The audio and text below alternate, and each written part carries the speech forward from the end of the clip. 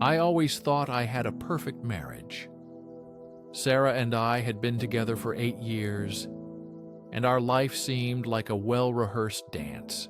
We were both in our early 30s, living in a cozy Denver suburb. The spark between us still burned, or at least that's what I thought. Lately, I noticed changes.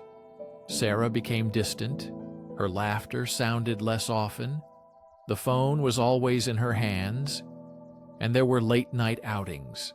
I wanted to believe it was just work stress. Sarah worked in marketing, often stayed late, but the feeling of anxiety didn't leave me. An inner voice told me something was wrong. One fateful night, I decided to follow her, not out of distrust, but out of desperation, to know the truth.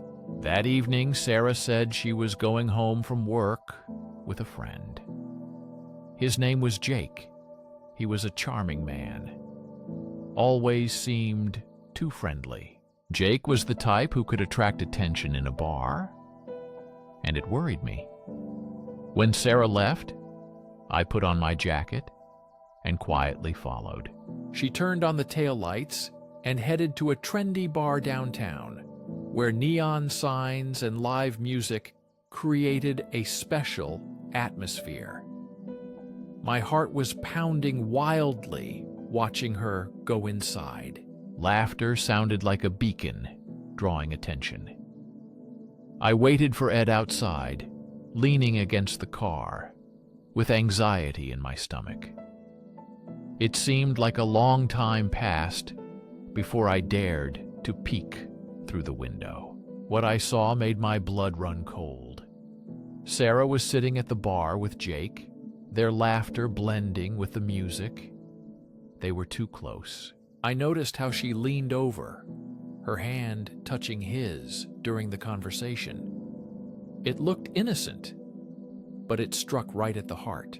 My wife, who used to show such affection only to me, was now giving it to another man. I was overwhelmed with a sense of betrayal. A wave of resentment swept over me, and before I knew it, I had already gone inside.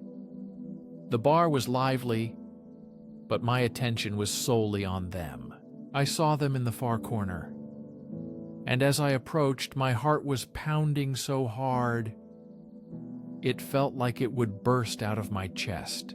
At the very moment I was about to stop them, Sarah reached out and touched Jake's hand. That was the last straw. Sarah, I began, ready for the conversation that would change everything between us. I called her loudly, my voice cutting through the noise around. She turned to me with a look of shock and guilt on her face. We need to talk. Jake looked puzzled, but Sarah quickly waved him off. I'll be back soon, she said, her smile wavering, and she followed me outside. What the hell was that? I demanded, anger boiling inside me. I was just talking to a friend, she replied, but her voice sounded defensive. A friend? You were flirting with him, I snapped, unable to hide my pain. Flirting? That's absurd. We were just talking. I couldn't get her laughter and the sparkle in her eyes out of my head when she was talking to Jake. Sarah, this isn't just a conversation. You're hiding something. I'm not hiding anything. You're paranoid, she said. But her denial felt hollow. I knew the truth was hidden behind her innocent mask. That night I went home and replayed the scene in my mind again. Every detail intensified the feeling of betrayal, as if a knife was stabbing deeper. With each passing day, thoughts of revenge consumed me more and more. I could confront her, but that wasn't enough. No, I felt the same betrayal I had experienced before. So I devised a plan to make her question her own choices and the consequences of her actions. I created a fake social media account with a charming and mysterious persona. I named myself Mark, a common and unassuming name, perfect for my plan.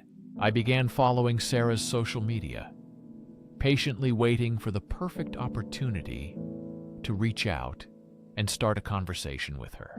When I finally sent her a friend request, I pretended to be a new friend of Jakey, keeping the conversation light at first. As we chatted, I subtly steered the topic toward her marriage. I flattered her, playing into her insecurities and desires carefully. "You seem like a fun person who deserves to be treated well," I wrote, encouraging her to open up more about her feelings. Soon she started opening up, saying, "Thanks, Mark. Sometimes I feel like I'm missing out on life, like I could be having more fun." It was painful to read, but I continued, slowly stoking the flames of doubt about her current life and choices. I asked, "Why settle for less when you could have more? There are so many exciting people out there." The more we talked, the more her doubts grew, and the more she questioned her life, her marriage, and her happiness. She revealed that she admitted to feeling trapped, her dissatisfaction with our routine life surfacing in every conversation. I sensed she was searching for something I could manipulate. Weeks turned into months, and by the time I felt ready to act on my plan, Sarah had fully engaged in my online persona.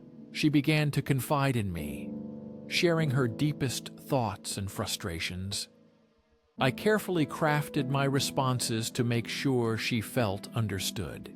This created an emotional bond that had nothing to do with our marriage. Then came the fateful night I arranged to meet her at a cafe. Pretending to be just a friend, I wanted to gauge her feelings, to see if she would take this emotional affair to the next level. The moment she walked in, her eyes lit up as she spotted me. She looked beautiful, yet somehow lost. "Mark, I'm so glad you could meet," she exclaimed, sitting down with eagerness that made my stomach churn. "Of course, Sarah. I wouldn't miss it for the world," I smiled, hiding my true intentions as we talked. The conversation flowed effortlessly, but I could see the flicker of something in her eyes. There was a spark that should have been mine. As she laughed at my jokes and leaned in closer, I felt a wave of satisfaction wash over me. She was falling for the illusion I had created. I decided to push further, dropping hints about how much better life could be if she broke free from her constraints. "You deserve happiness, Sarah. Life is too short to settle for anything less." That statement hung in the air like a threat, and I saw the wheels turning in her mind. I wanted her to realize how far she had strayed. As I watched her grapple with her choices, I knew I was getting close. But as the meeting drew to a close, something inside me began to twist. I could see the conflict on her face, guilt mingling with her desire for freedom. She looked lost, and for a fleeting moment, I felt a pang of sympathy. Was I really willing to take this so far? That night, I drove home feeling conflicted. My plan had worked. I had successfully manipulated her feelings. But as I replayed our conversations, a question lingered in my mind. My mind was my revenge, and I realized it was worth it. While I wanted to teach her a lesson, I also needed to face my own demons within myself. The next day, I confronted Sarah, laying everything bare. I revealed my secret online identity and confessed how I had manipulated her feelings intentionally. Her face showed horror, devastating, yet exhilarating at the same time. "You used me," she gasped, voice trembling with hurt and disbelief. I admitted. "Yes, I wanted you to feel the betrayal I felt. I wanted you to see what you were doing to us." She looked hurt, angry, and shattered all at once. "You're no better than I am," she shouted, tears streaming down her face. In that moment of vulnerability between us, something changed. Despite the tension in the marriage, we understood that a long road lay ahead. Whether we would restore trust was unknown. I realized that revenge did not bring the desired satisfaction. It only exposed cracks in our foundation, forcing us to face the problems head-on. We sat in silence, the tension palpable. Both of us reeled from the brutal truth that shattered the illusion we had created together. While recording this story for my channel, I knew viewers would doubt the morality of my actions. Was my revenge justified, or had I crossed an unimaginable line?